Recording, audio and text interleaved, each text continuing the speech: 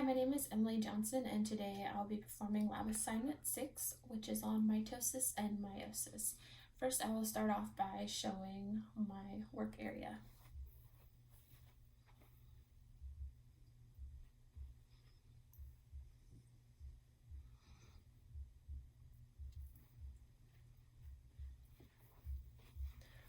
First, I will start off with the first two questions that we were prompted to answer.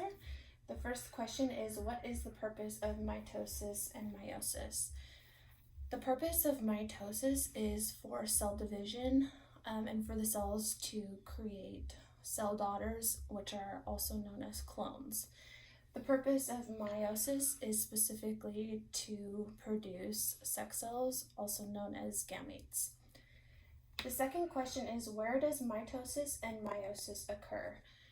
Mitosis occurs in hair, skin, and other organs for humans, and meiosis occurs in sex organs such as the sperm for males and in the egg cells for females. Next, I will do the demonstration using the pipe cleaners, which we have been given in our lab kit.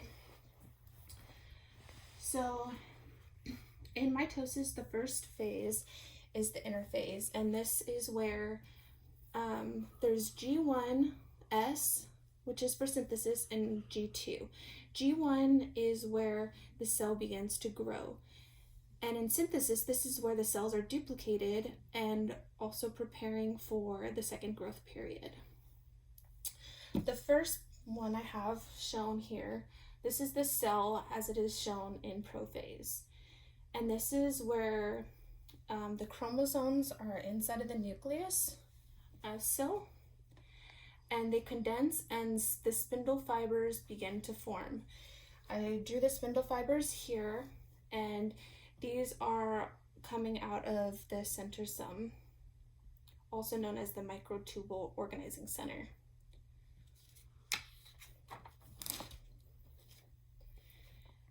Here I have drawn the metaphase, and this is where the nuclear membrane begins to break apart, and the chromosomes will be stacked on top of each other in the middle, as so.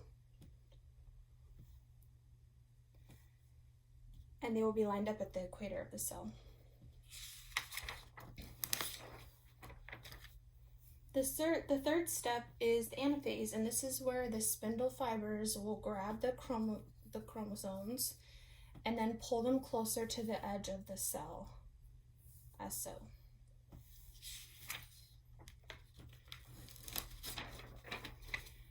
Next is where the telophase happens, and this is where the nuclear membrane forms a set of chromosomes, and they spread out into the nucleus, and the spindle fibers break down.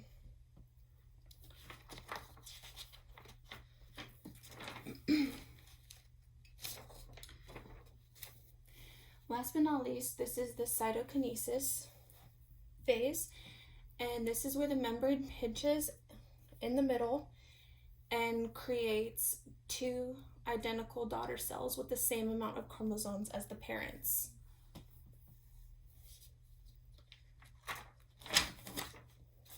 And that is it for mitosis. Next, I will start on meiosis.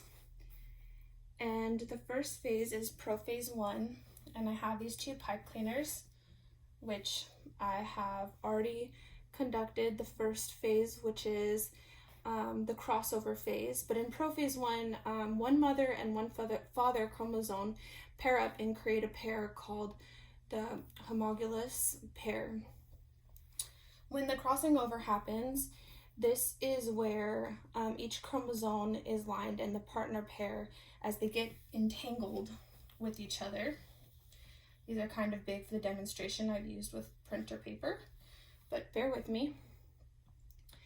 And in the crossover, they swap certain DNA for a brief period, and this is called recombination, and it creates new genetic combinations and increases genetic variability.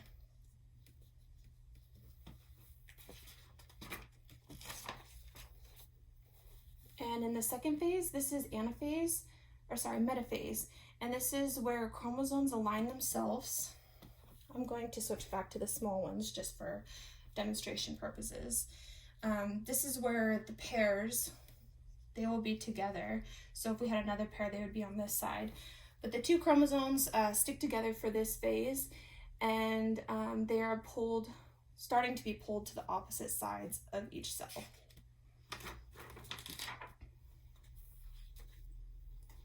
Now for anaphase, this is where the spindle fibers grab onto the chromosomes and pull them apart to each side of the cell. Now this is the telophase, and this is where the cell pinches off in the middle and it actually creates a nuclear membrane, and this is where it forms two new daughter cells. The chromosomes are still staying together at this step. And now this is where we start over at mitosis part 2, the second round of division.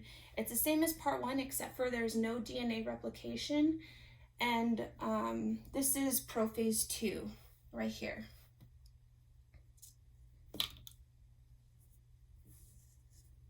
And there will be also other sets over here as well, as there are two nucleuses in this form.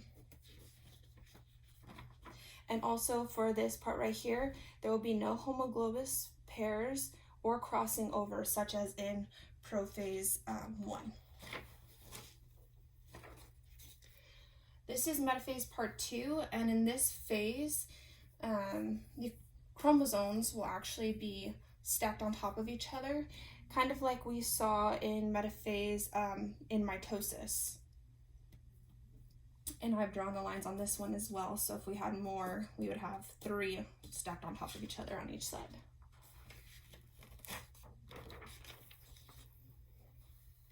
Next is anaphase, and this is where the chromatids get pulled apart by the spindle fibers, such as in mitosis.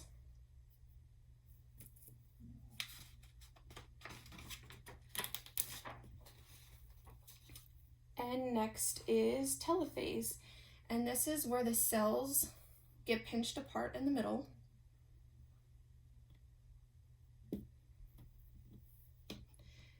And there is 1 chromosome in each part of the cell, and there will also be 2 over here as well. Now after this phase, it breaks down even further, and these 2 cells will separate again. So there will be a total of 4 cells. And this is how the genetics happen, but they're different from each other and from the original cell. And this process describes how siblings can be related to each other but look and act different.